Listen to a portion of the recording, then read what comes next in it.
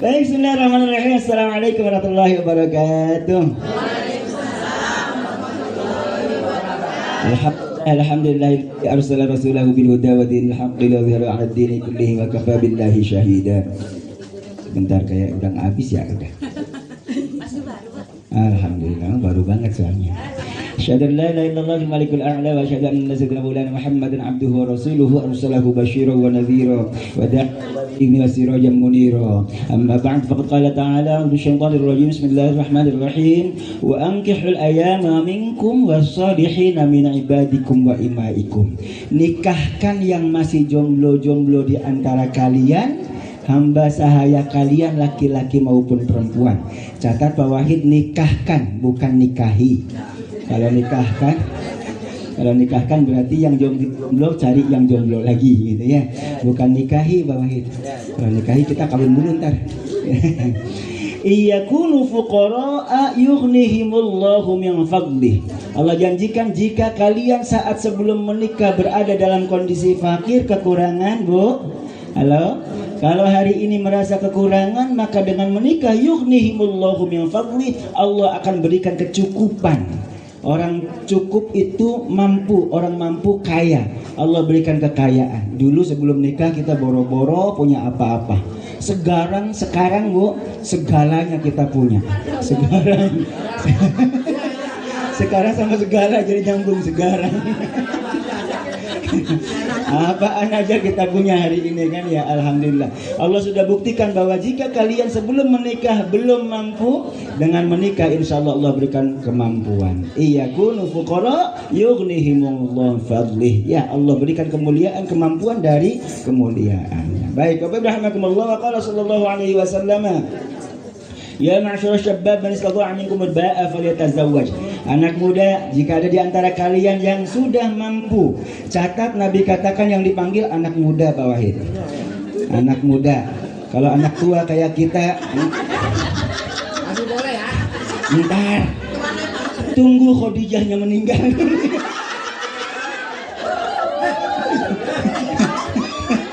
Masih ada Khadijah. Khadijah mau meninggal duluan.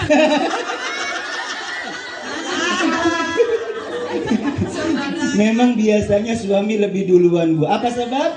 Sebab stres di mana-mana. Curhat lagi. Berangkat pagi, stres, subuh-subuh udah maki-maki orang, main motong sembarangan gitu kan di jalanan, masya Allah macetnya kayak apa ya Pak Wahid ya? Iya, sampai kantor stres dimaki-maki sama orang, sama bosnya, sama kepala sekolah gitu. Sampai rumah lebih stres lagi. Pantes kalau laki-laki lebih duluan pulang daripada berembuk. Ini nerusin lagi Pak Wahid. Udah satu-satunya yang ada malah dimaki-maki. Rupanya itu gara-garanya kenapa laki-laki lebih cepat mati.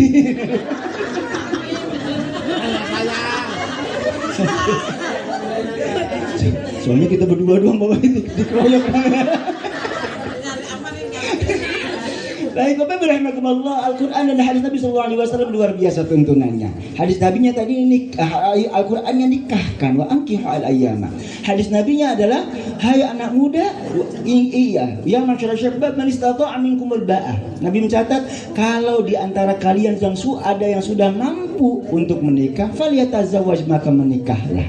Bapak Ibu rahimakumullah, uraian sebelumnya berulang kali kita ketemu dalam momentum pernikahan. Begitu saya sudah rangkai itu Bu, dari mulai landasan filosofisnya, dalil Al-Quran hadisnya, sampai kemudian membedah rinci lebih detail tentang bagaimana hak suami dan istrinya. Begitu, sangat detail, panjang waktunya. Begitu, hari ini kita akan lanjutkan dengan poin yang berikutnya tentang KDRT.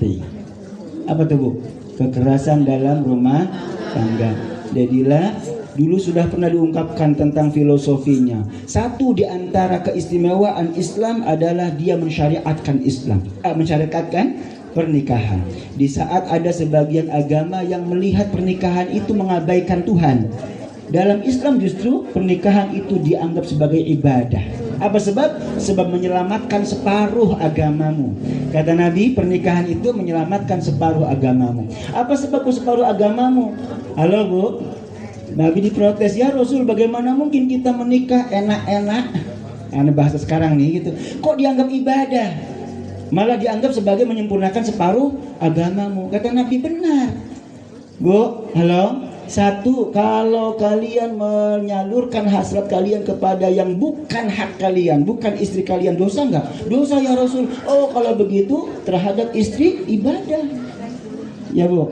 Oke. Lalu kenapa menyempurnakan separuh agama? Sebab kata Nabi, urusan manusia itu cuma dua, urusan biologisnya. Ulangi, urusan biologis manusia cuma dua. Satu perut, dua bawah perut. Kalau bawah perutnya sudah aman, tinggal setengah lagi, yakni urusan perut. Itu ya Bu. Maka betul menikah itu menyelamatkan separuh agama kita. Ini landasan filosofisnya. Betapa Islam itu luar biasa. Dia bukan saja mengakomodir, menerima hajat manusia, naluri manusia sebagai makhluk biologis, tapi bahkan menghargainya sebagai bernilai ibadah. Sementara barangkali ada sebagian yang menganggap bahwa itu menghilangkan atau mengabaikan Tuhan. Islam tidak. Karena nikah itu ibadah, maka sangat banyak orang yang pengen nikah lagi. Karena ibadah.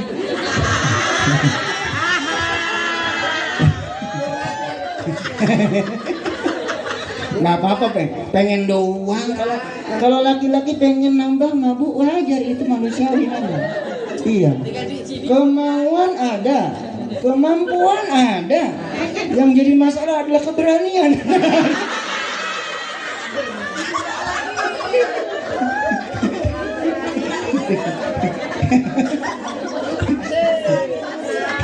Pertanyaannya satu, emang masih kuat Wahid?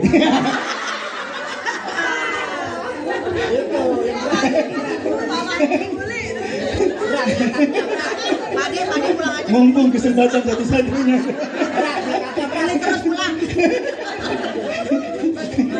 Mumpung nggak ada lawannya.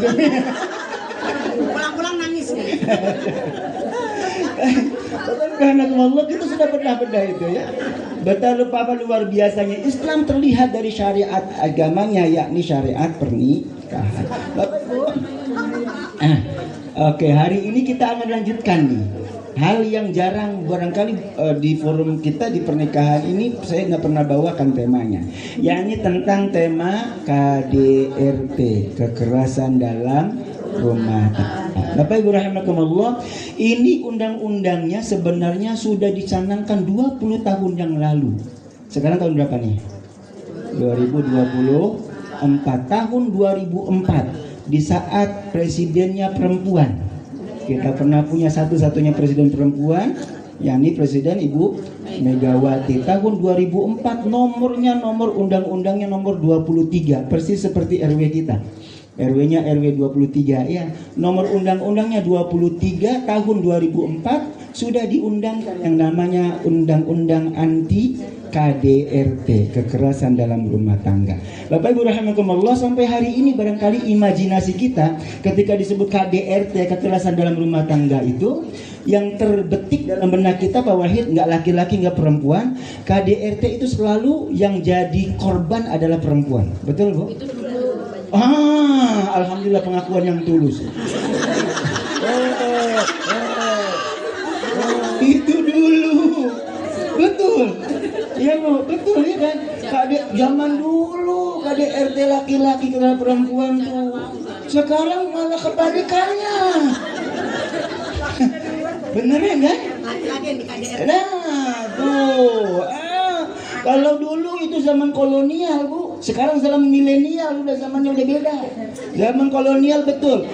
Yang baru beberapa hari kemarin kita peringati kelahirannya. Nah nih 21 April, peringatan apa Bu? Raden Ajeng Kartini. Tahu nggak Bu? Raden Ajeng Kartini itu anti poligami. Dia menolak poligami keras banget, nggak mau dipoligami. Tapi pada akhirnya perempuan masa itu harus tunduk pada adat yang berlaku pada masanya. Bu, halo. Akhirnya ibu kita Kartini itu yang nama aslinya Harum. Harum namanya. Itu nama aslinya. Lupa. Nama aslinya Harum.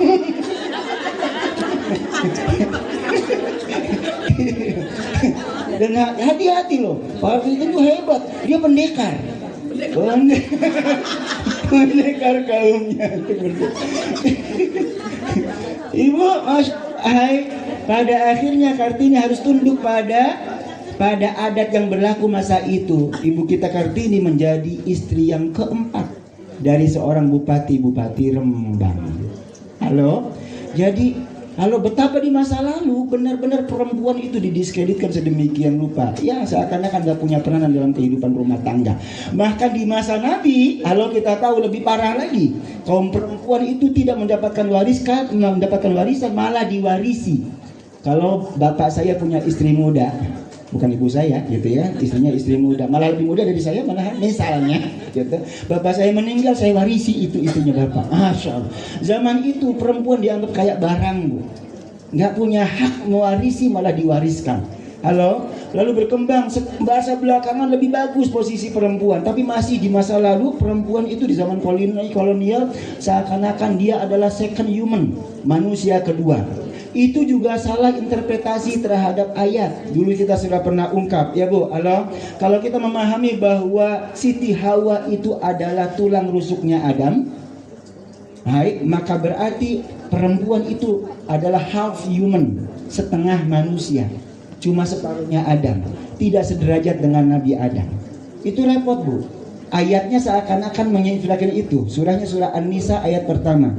Ya ayyuhan nasu inna khalaqnakum min dzakari wa unsa wa ja'alnakum ya ayyuhan nasu gimana? Betul. Ya ayyuhan nasu taqu rabbakum alladzi khalaqakum min nafsin wahidah. Wahai sekalian manusia, bertakwalah kepada Tuhan kalian yang telah menciptakan kalian dari zat yang satu, dari diri yang satu. Min nafsi wahid wa khalaqa minha zawjaha, lalu dari situ keluar Allah ciptakan pasangannya, yakni Ibu Hawa. Kalau dipahami diri yang satunya Adam, maka Siti Hawa itu setengahnya Adam, sebagian sempalannya Adam. Oke? Nah, maka kalau begitu perempuan tidak sederajat dengan kaum laki-laki. Padahal kalau ayat ini difahami dengan cara yang berbeda, sebenarnya ayat ini menginformasikan bahwa kita berasal dari zat yang sama. Hai sekalian manusia, bertakwalah kepada Tuhan kalian yang menciptakan kalian dari zat yang satu, Allah Subhanahu wa taala. Lalu dari zat yang satu itu kemudian Allah ciptakan pasangannya Nabi Adam, Siti Hawa. Dari mana? Allah Subhanahu wa taala. Kalau begitu tafsirnya, maka kita ini equal, sejajar, sederajat, laki-laki maupun perempuan, dari sisi kemanusiaan. Kita semua sederajat.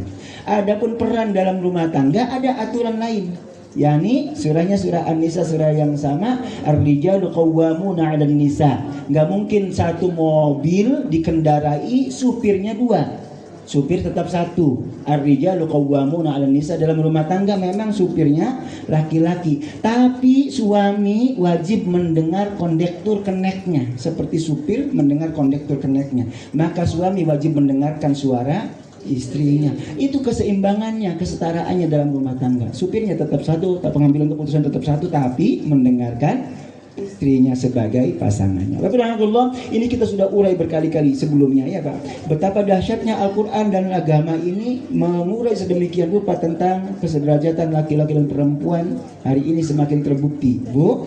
Di masa lalu Raden Ajeng Kartini pada akhirnya kemudian rela dimadu menjadi istri yang keempat. Bahkan ibu kita Kartini meninggal dunia setelah melahirkan putranya terakhir. Lalu itu luar biasa. Jadi kalau sekarang mah udah nggak banyak kali ya, karena secara medis sudah terjaga, sudah lebih baik gitu. Kalau di masa lalu banyak ibu-ibu yang meninggal setelah melahirkan gitu. Ya termasuk Raden Ajeng Kartini kita ini. Bu rahmatullah, itu baru kemarin. Raden Ajeng Kartini kapan sih? Ya April lahirnya. Baru 100 tahun yang lalu. Sekarang, di masa itu perempuan banyak yang dibully para suaminya. Di zaman kakek kita barangkali banyak yang harus rela menerima bagaimana perlakuan suami kepada istrinya. Kalau sekarang gimana Bu? Sekarang kebalikannya. Yang ngebully, emansipasi, yang ngebully adalah kaum perempuannya sebagian. Ada satu cerita Bu, ini cerita pendek tapi menarik Bu. Ada cerita pendek tapi menarik untuk kita cermati. Barangkali fiksi ceritanya, tapi bisa jadi realita. Bisa jadi ini karangan tapi mungkin juga realita. Kisahnya suatu saat ada seorang laki-laki, halo suami, ini kayak ngedet mulu deh, sebentar boleh ditukar? Tukar yang satu, yang mana tadi mikrofonnya? Oke. Oke, sip. Ya. Oh beda ya. Oh, ini empukan ya. Oke. Mau yang empuk apa yang? Baik. Bapak rahmatullah, ini menarik kisahnya. Kisahnya sangat pendek tapi menginspirasi. Satu saat ada seorang suami, ayah Bapak Giono, ada seorang suami sudah mendekati ajalnya, dia udah lemah, udah kondisinya sudah nggak bisa ngapa-ngapain gitu ya. Di atas dipannya kemudian wasiat sama istrinya, mah sini deketan dikit gitu. Iya Pak, kenapa gitu. Saya wasiat ya, nanti kalau saya meninggal dunia, tolong kamu nikah lagi sama si Fulan tuh gitu. Si Fulan yang mana itu? Si Anu. Oh, kata istrinya, bukannya itu musuh bebuyutannya papa? Oh, malah dinikahin sama aku? Kata si istrinya. Kata suaminya, justru itu mah biar dia ngerasain betapa susahnya, betapa sakitnya 30 tahun hidup sama kamu. Dicekek itu sih. Jadi biar dia ngerasain derita yang sama.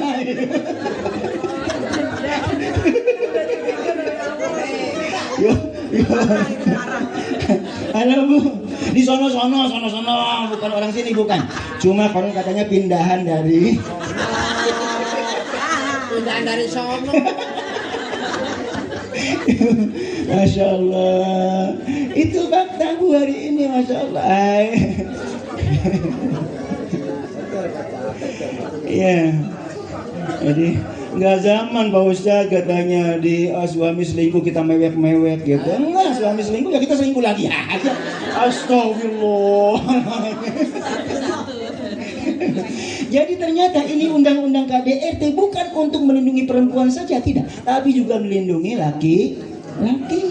Sebab KDRT bisa dilakukan oleh siapapun, Bu. Ibu sekarang sudah banyak lihat tuh kan di WA, di sosial media lain, IG gitu. Banyak suami yang dipertontonkan kan begitu, di keplak gitu, udah tahu dia jurusnya. Ya kan? Wih, hafal benar, udah biasa digebukin sama istrinya. Masya Allah. Bener wahidnya. Ya Allah. Ada matinya sini.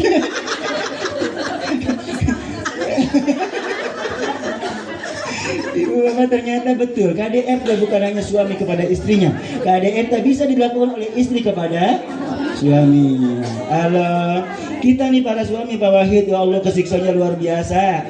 Halo Bu, ini curhat ya antar suami nih, curhatnya antar kita berdua deh. Ya Allah, pontang-panting kita yang nyari duit, yang ngabisin duit mah dia.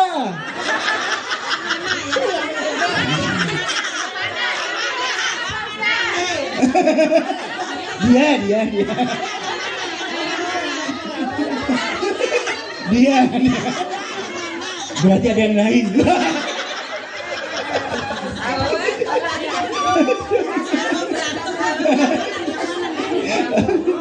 Orang sono. Iya, istri cukup satu Pak Wahid. Di sini. Ya Allah, Pak Wahid ya benar ya? Oh Allah, pontang-panting kita nyari duit. Enggak usah lepas. Ya. Ini makanya memang kesempatan.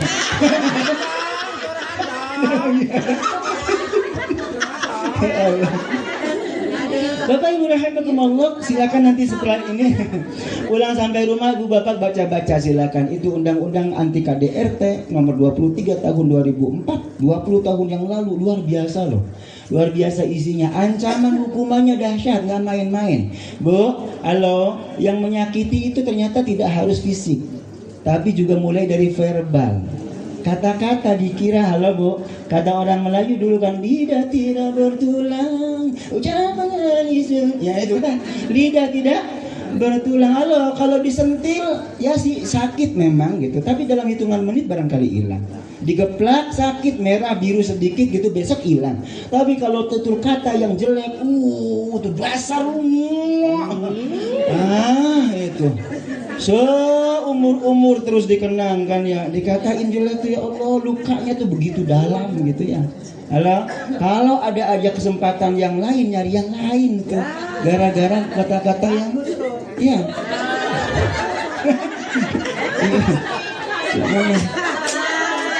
Cuma kesempatan banyak, keberanian lagi.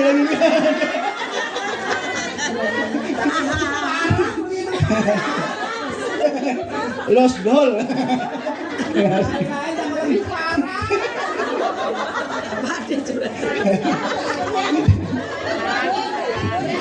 Bu, Ada yang tidur di masjid.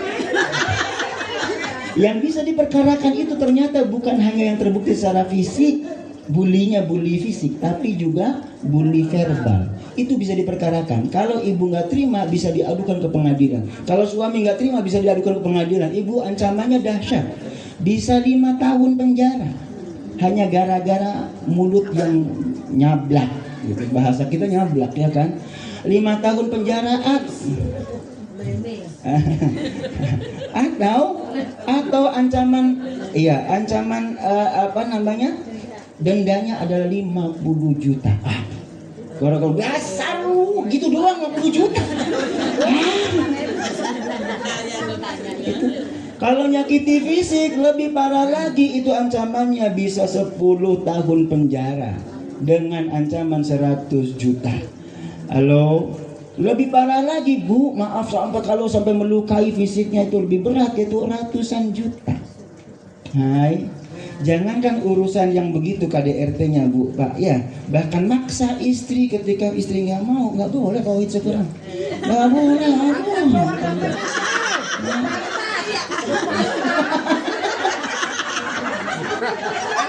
Ancaman hukumannya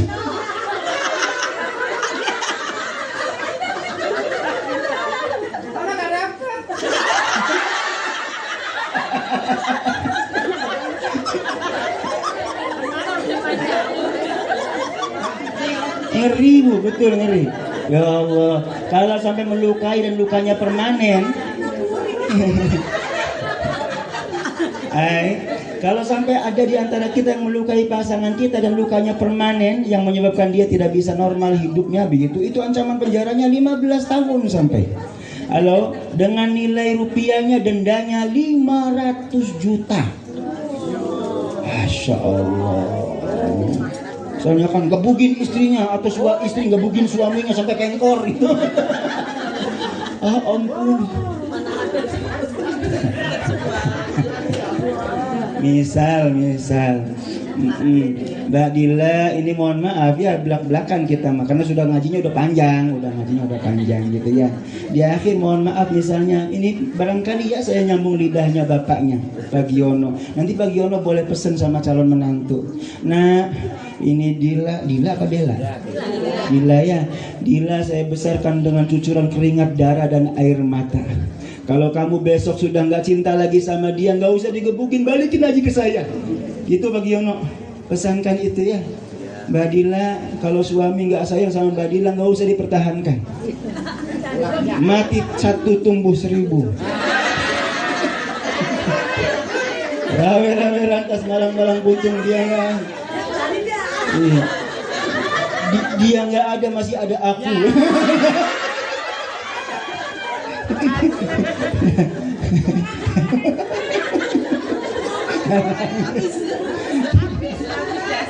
Itu Mbak Dila ya. Mbak Dila ini mohon maaf belak-belakan, rumah tangga itu nggak cuma yang anak-anaknya doang. Namanya juga bulan madu. Madunya sebulan doang. Bulan kedua racun. Sekarang mau lagi seneng-senengnya, luar biasa, cinta mati apalagi ya kan. Masya Allah tuh, yang tahu baik-baiknya doang orang pacaran. Coba tanya sama yang udah kita nih, udah 20-an tahun ya kan.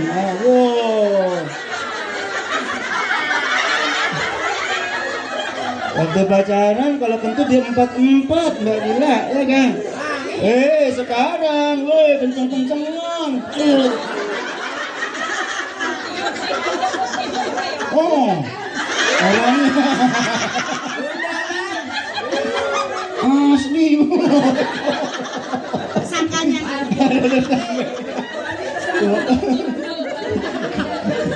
Tapi ibu bapak, alhamdulillah, itulah indahnya pernikahan ya.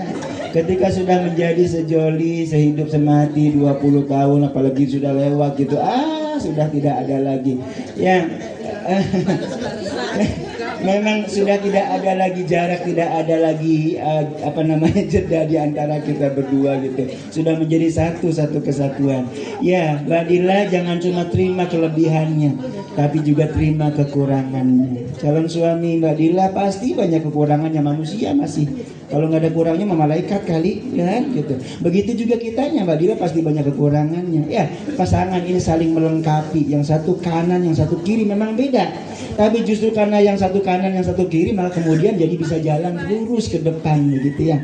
Harapannya bahwa meskipun berbeda suami dan istri, karakternya, pemikirannya atau apapun di belakangnya begitu. Harapannya tadi seperti pasangan kita hidup tetap. Kalau sendal satu doang kanan semua, walaupun ada dua kanan semua sepasangan bukan bisa jalan enak nggak kira-kira ke depan? Nggak enak. Jadi suami dan istri memang berbeda, memang karakternya berbeda, segalanya berbeda, latar belakang ekonomi, keluarga, sosial, pendidikan segala macamnya berbeda. Tapi setelah kita menjadi pasangan, jadilah seperti sendal, kemana-mana bareng. Memang ada saatnya yang satu maju ke depan, yang satu di belakang. Tapi ntar gilirannya gantian. Yang kiri nyusul depannya, nggak kanan doang kan, yang kanan begitulah pasangan rupanya. Mudah-mudahan ya kita doakan sama-sama, semoga Mbak Dila dengan suami yang insya Allah akan melaksanakan melangsungkan akad nikahnya besok hari Ahad nanti tanggalnya 28 ya April 2029, semoga Allah lancarkan.